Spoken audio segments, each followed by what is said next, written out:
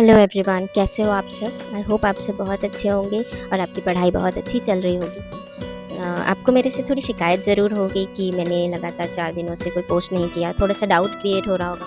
23, 24, 25, 26 ये 4 दिन मैंने कोई स्टडीज़ नहीं की है क्योंकि मैं कहीं और बिज़ी थी मेरे फैमिली फंक्शन में और कुशल का बर्थडे था तो मुझे उसके घर जाना था।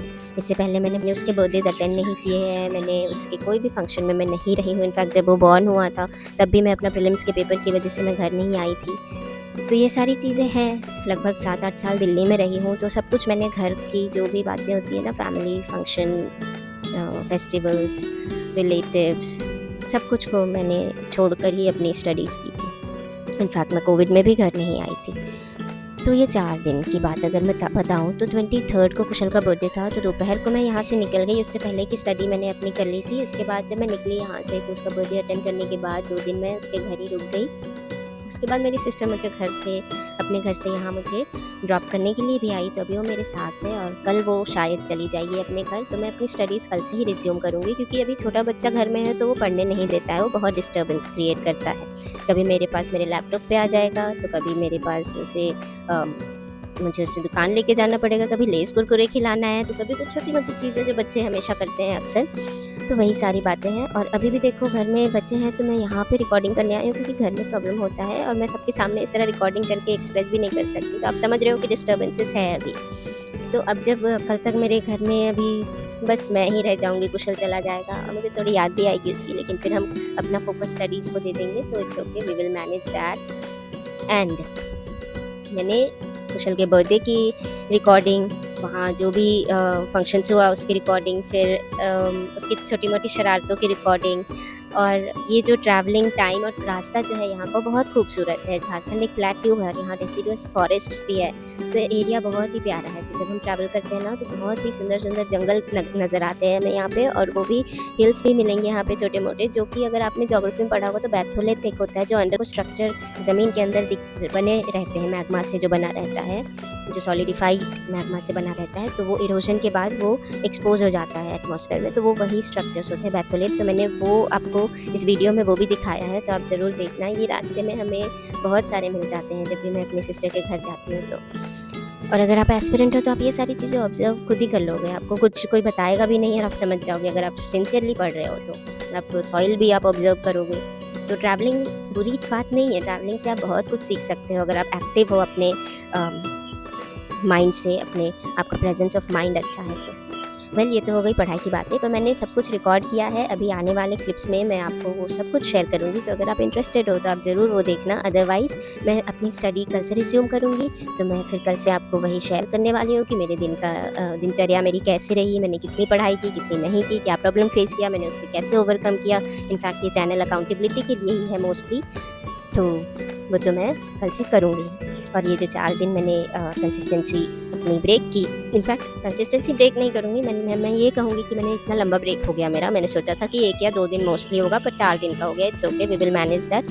एंड मई का एंड आ चुका है, प्रीलिम्स हो चुका है, हमें सब कुछ अभी बहुत कुछ काम करना है, रिविजन पे बहुत काम करना है। We will do all of that. तो आप सबके बने रहिए मेरे चैनल से and then we will see you in the next blog. Bye bye, I will see you in the next blog. Tata, bye bye.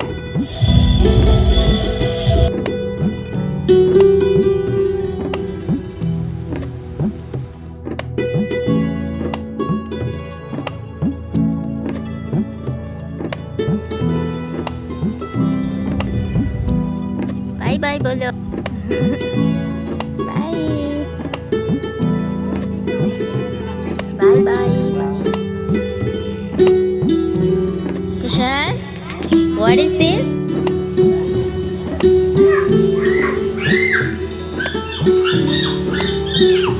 Oh my god.